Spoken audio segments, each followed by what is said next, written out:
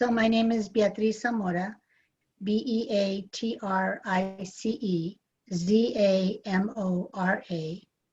The book is titled The Spirit of Chicano Park, El Espíritu del Parque Chicano.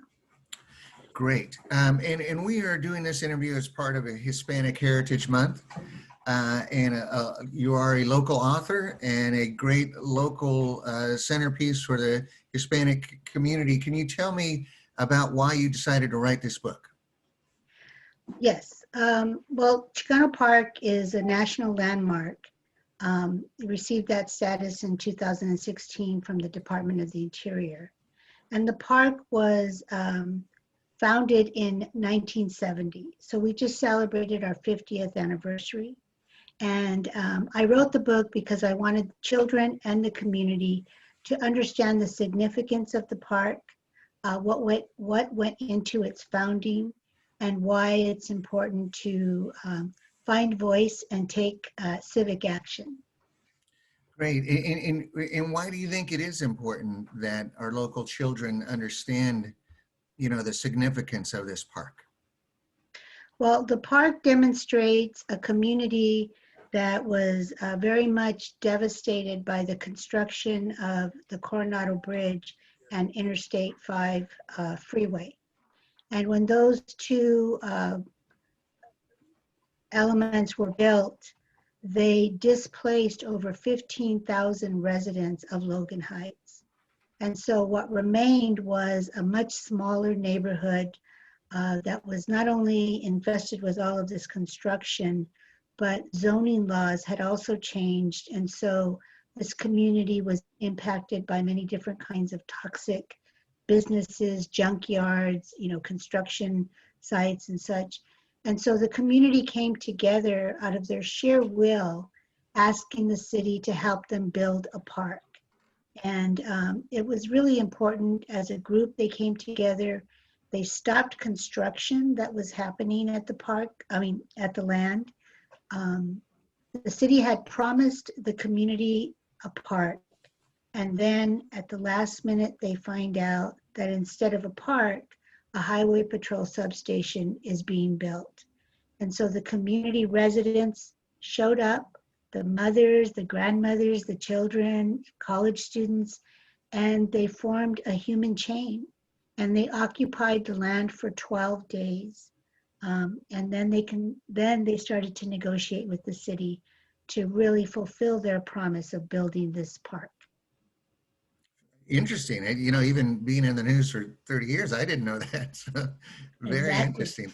And your target audience here, and it's a great idea, is children. So how did you present this story to children? Well, the story is about two young children, Bonky and Betty, who move into the neighborhood. And they're not too happy about having to move and leave their former school and neighborhood, but their parents have bought a home. And so the mother takes them to explore the neighborhood, and they find this beautiful park. And as they start strolling through the park, as you know, it's adorned by many historic murals, many of them painted in the style of the great muralists of Mexico. And one of the murals, they are admiring and wondering who an individual is who's in the mural. And it's a señora who basically steps out of the mural and starts to take them on a tour of the park and tell them the history of the park. Such a great way to break that down. And you worked with a local artist as well. Can you tell me about her and how those illustrations came about? Sure. So her name is Maira Meza, and she's a local artist who's really been developing her craft over the last several years. And she and I met, and I realized when I met her that she had already painted many different images of the park, of the famous kiosco that we have in the park, some of the murals, lowriders, all different kinds of symbolisms that we have in the park. And so I asked her if she'd like to work with me on the project, and she just jumped on it wholeheartedly. And she thought this would be a great effort to teach children and parents about the significance of standing up for what you believe in and taking care of your neighborhood. That's great. I think Maya is just joining us right now, and we'll interview you in 1 second there, Maya. But Bia, just wanted to talk about too, in Hispanic Heritage Month, and so many, big issues across the country. What do you think locally, especially, how has this community grown, and what are the challenges ahead that you see? Well, this community originally was a very diverse community back around the early 1900s, late 1800s. And that was because it was one of the few places in San Diego where people of color could actually buy property. And then as time went on, and with all of the changes that came in and people moved about, it became really what was left was a very Mexicano community. And now what we're seeing is we are facing gentrification.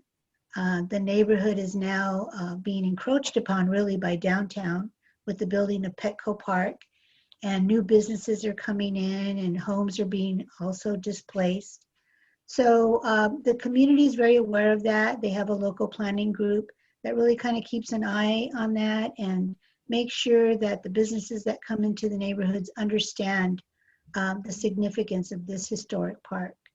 But I think in terms of the national dialogue right now, with the Black Lives Matter and knowing that people of color, indigenous people, people of Mexican and Latino heritage matter. We have all contributed greatly to this country. And it's important that we be recognized for that, and that we also understand that we are an integral part of the building of this nation. And as a result of that, we have a right to speak our voice, and we have a right to ask for the resources and the needs that our communities should have. Excellent, very important. And before I move on to Maya, where can our viewers purchase your book or get a hold of your book?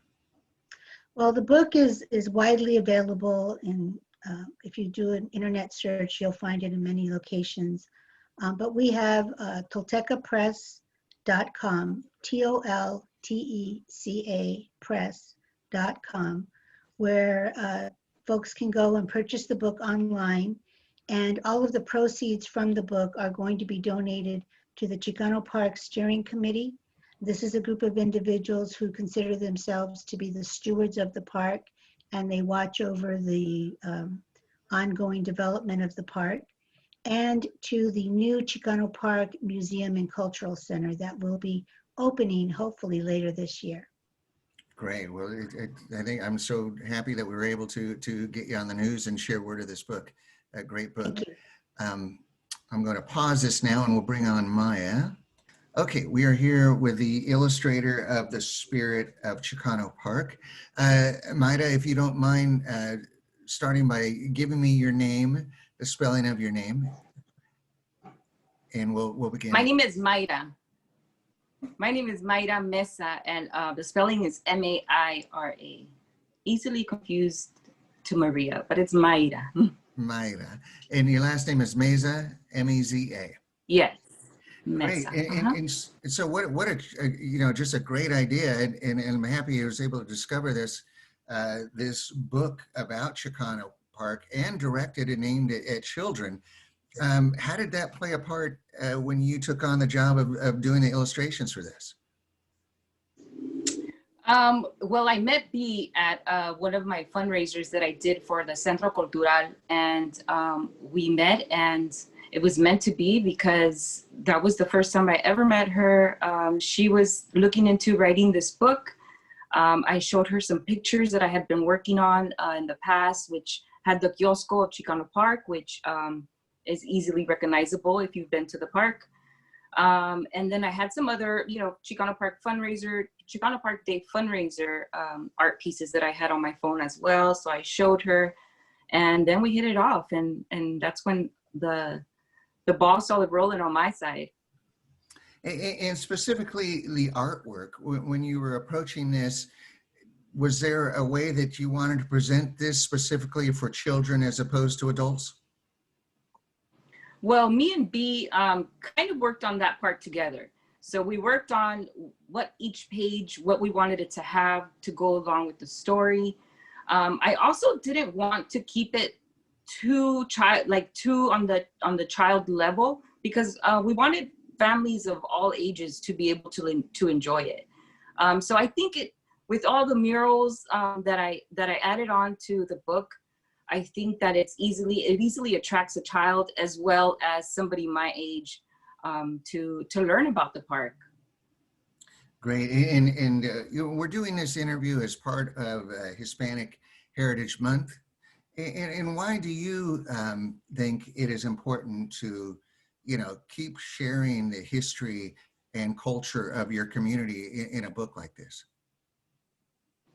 Well, you got to get them when they're young, and we want it to continue. So if we forget about the struggle, and we forget about why we celebrate the victories, why we have Chicano Park Day, why we have, all the stuff that's important to our culture, then it's going to be lost, and that's definitely something that we can't let happen. So it's up to us to carry on the traditions that we have. And there was not a book that a family was able to get to rent at the library and check it out. So about Chicano Park. So it was a very honoring moment for me to be able to create something for children of all ages, families of all ages, to be able to learn about why we have Chicano Park Day. Excellent. And something I discussed with Bea, but I'd like to get your take on this too. I mean, with such an important national narrative about people with color and growth, this being Hispanic Heritage Month, where do you think we are as a San Diego community, and where do we need to go as far as growth and respect in so many areas that, still need to be addressed? I think you can connect this book with what's going on with our world, with Black Lives Matter. It's important to stand up for what you believe is right, and for humane, for everybody, not just Chicanos. Stand up for our brothers and our sisters. And this book, it just tells a story of the community that stood up and that fought together for what was right, because they had already gone through so much, losing families, losing homes, and now they weren't going to get their park. Well, they fought and they got it. And I think that's important for all of us to stand up for what's right for our fellow brothers, our sisters, our neighbors, the carnicero, anybody. It's important that our voices are heard, and that you use your voice. Don't be quiet about something that that you have a change. You can change, our little voices can be so big. It's up to us if we use them. Exactly, and especially here in San Diego, where we are a border town, we have so many immigration issues, and as Beatrice mentioned, the growth into and development into the Bario Logan area, and that appears to be next, and that's something that I think a lot of that community wants to protect. Yes, definitely. So like I said, it was an honor, it was a privilege, and for so many communities and so many families near and far to learn park and from the book and connect it to what we're going through right now is important. Great. Well, thank you so much to both of you for taking part in the interview and sharing your story.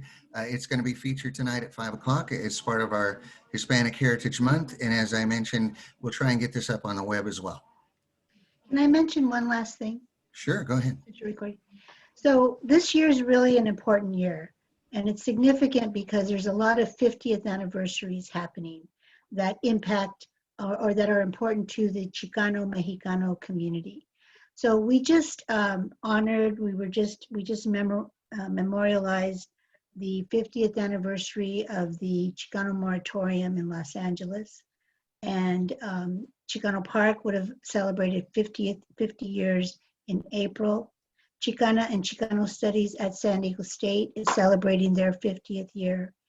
And the Centro Cultural de la Raza is celebrating its 50th year. So a lot of things happened in 1970 that were significant to our community, to build identity, to build, to learn more about their history and their culture, and to become a more vibrant part of the world we live in. So this is an important year. There's a lot of 50s happening.